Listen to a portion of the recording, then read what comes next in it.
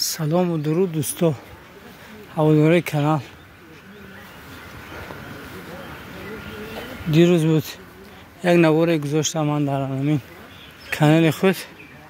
بعضی ها خیلی تعریف کردن، بعضی ها تنقید کردن.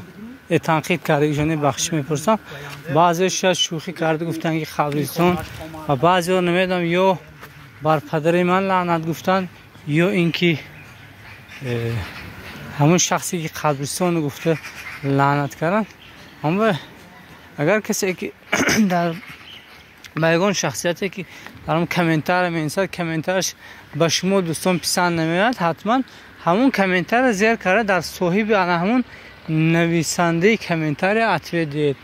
من مثلا فکر میکنم شاید این لعنت ها یا اینکه دشنوهای قبیح به سمت من باشد گفته، از اون خاطر من اون خیلی عطیه نداده سر از همون بیننده همون نویسنده همین کانال همون نواره گویم زبلکی رد میکنم دیگه.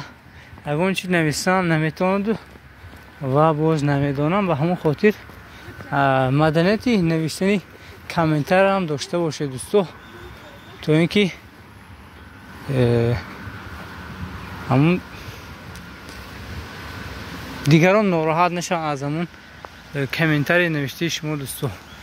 راستی گپ در جای قرار دارم که همین چارجی عموما نیست، و همون خاطر نه اونقدر نوارهای خوش میشه در همین گرد و اطراف. نه حالا باشد یک چرخ میزنم بازار با ببینم که در بازاری اسفره چی گپ و کار است.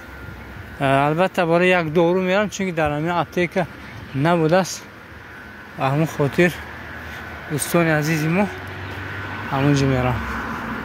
جه کوه رنگ و رنگ اسفره، واقعا کوهاش هر رنگ است. به فکر همین کینه رستم سهراب هم در همین گرد اطرافی همین اسفره نوار گرفته هستن دوستان ما. این سمتی که سپرینتر استادیگه است او سمتی وارخ میره دوستو، و این سمتی که این سپرینتر ها آموده است به طرفی شهرکی اسفره و دوستو.